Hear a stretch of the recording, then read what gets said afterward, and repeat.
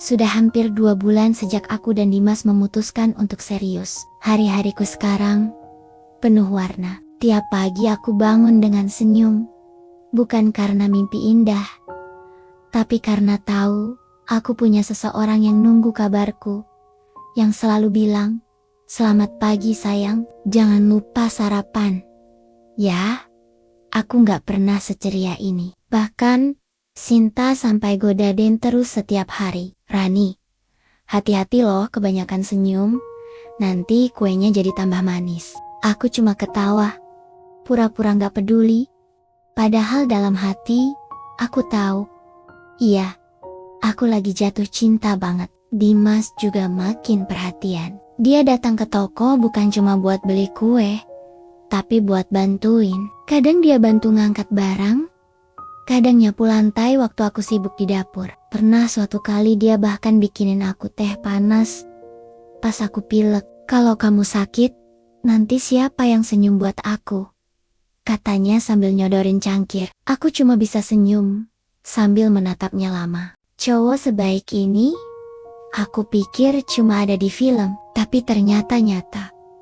Sampai akhirnya, semua berubah dalam satu sore. Hari itu, toko agak ramai. Aku sibuk melayani pelanggan, waktu tiba-tiba seseorang datang.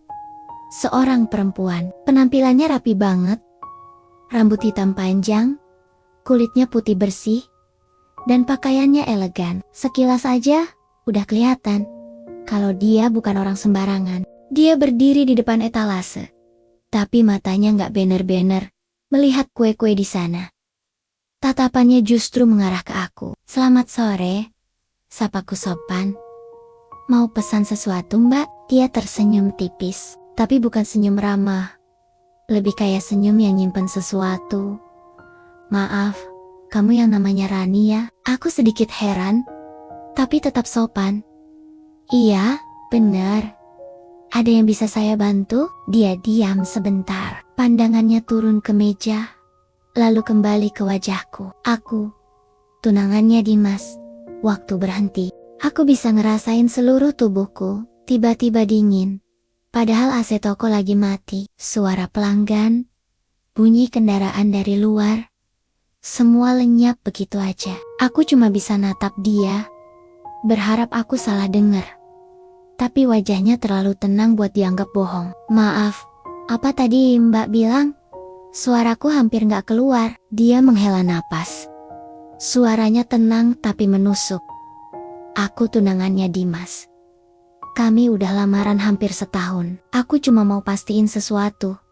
Dan sepertinya, aku gak salah." Tanganku refleks mencengkeram meja kasir. Antara syok, marah, bingung. Semuanya campur jadi satu. Aku berusaha tetap tenang. "Tapi suaraku gemetar, Mbak. Mungkin Mbak salah orang." "Dimas yang mana ya?" Dia tersenyum tipis. Dari tasnya, dia ngeluarin ponsel, nunjukin foto, Dimas dan dia berdiri bareng di depan backdrop, bertuliskan Engagement Day. Wajah Dimas jelas di situ. Senyumnya hangat, persis seperti senyum yang sering dia kasih ke aku. Rasanya kayak ada yang nyabut oksigen dari paru-paruku. Aku gak bisa napas.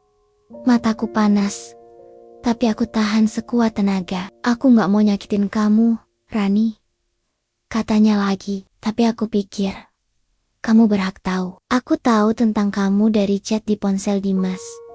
Aku cuma pengen dengar dari kamu.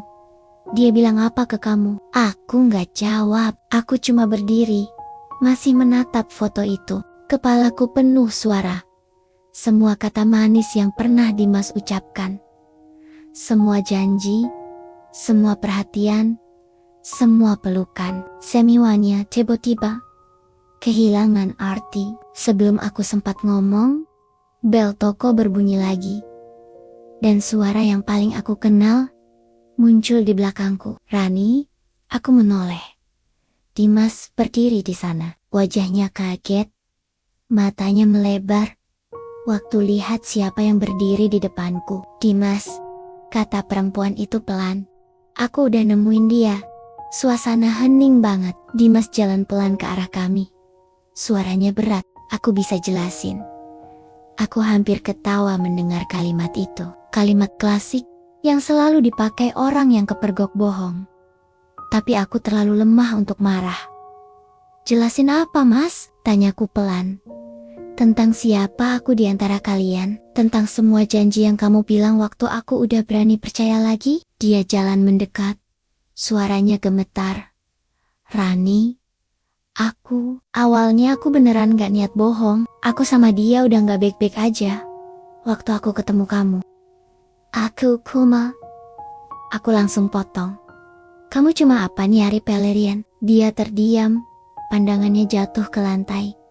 Dan di situ aku tahu, aku gak perlu dengar apapun lagi. Semua udah cukup jelas. Aku tarik napas panjang, berusaha tetap berdiri tegak, walau lututku hampir lemas. "Mas Dimas," aku panggil pelan, tapi tegas. Aku udah pernah hancur sekali. Karena orang yang aku percaya, dan sekarang, kamu datang. Waktu aku mulai berani percaya lagi, tapi ternyata kamu juga cuma datang buat ngancurin semuanya. Matanya berkaca-kaca. "Rani, aku sayang kamu. Sungguh, aku salah. Tapi perasaanku ke kamu gak bohong." Aku tertawa pelan. Getir. "Kalau cinta harus nyakitin orang lain, berarti itu bukan cinta, Mas. Itu ego hening." Gak ada yang ngomong. Bahkan, udara pun terasa berat. Perempuan di sebelahnya akhirnya buka suara. Suaranya pelan tapi tegas. "Aku pamit, Ron. Terima kasih. Udah jujur. Aku harap kamu gak kena luka yang lebih dalam lagi." Dia pergi meninggalkan toko. Dan Dimas masih berdiri di situ. Aku gak sanggup lihat wajahnya. Jadi aku cuma bilang satu hal sebelum aku jalan ke pintu belakang. "Mas, tolong pergi. Aku gak kuat lihat kamu sekarang." Aku masuk ke ruang kecil di belakang toko, duduk di kursi, dan akhirnya semua air mata yang kutahan tumpah. Tangisku pecah. Bukan karena aku kehilangan Dimas, tapi karena aku kehilangan kepercayaanku lagi. Malam itu, aku gak bisa tidur. Aku bolak-balik baca chat lama kami. Setiap kata terasa seperti pisau. "Semua aku sayang kamu. Aku gak akan pergi. Aku pengen jagain kamu." Sekarang cuma terdengar seperti lelucon kejam. Aku pengen marah, tapi capek. Aku pengen benci, tapi bagian kecil di hatiku masih nyari alasan buat maafin dia. Tapi lama-lama, aku sadar.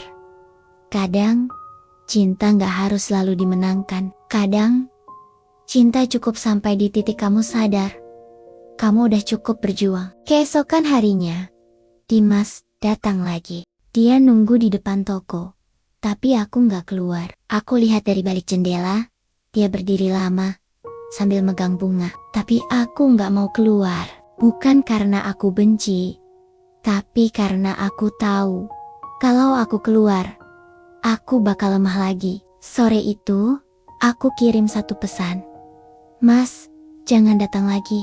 Aku butuh waktu buat sembuh. Kalau kamu bener-bener sayang, biarkan aku tenang." Dia gak balas. Tapi mungkin, itu yang terbaik. Beberapa hari kemudian, aku mulai terbiasa tanpa kabarnya. Awalnya susah. Rasanya kosong, tapi setiap hari, sedikit demi sedikit, aku belajar berdiri lagi. Aku sibuk di toko, mulai bikin resep baru, bahkan mulai berani buka media sosial buat promosi. Dan di sela-sela semua itu, aku sadar, aku gak butuh siapapun untuk bahagia. Dimas datang di waktu aku paling percaya. Tapi dari situ juga aku belajar, bahwa percaya sama orang lain, gak akan berarti opa-opa kalau aku belum belajar percaya sama diri sendiri. Aku masih simpan bunga kecil pemberiannya. Tapi bukan karena masih cinta, tapi karena itu pengingat bahwa aku pernah mencintai seseorang dengan tulus. Dan aku juga bisa sembuh dengan tulus. Malam-malam berikutnya, aku duduk di depan jendela toko yang udah tutup, sambil lihat lampu-lampu kota yang redup. Dulu, aku sering nunggu Dimas di situ. Tapi sekarang, aku duduk bukan buat nunggu siapapun, cuma buat menikmati tenangnya sendiri. Dan untuk pertama kalinya, setelah lama, aku senyum. Senyum yang gak lagi dipaksakan. Senyum yang tumbuh dari luka yang akhirnya sembuh.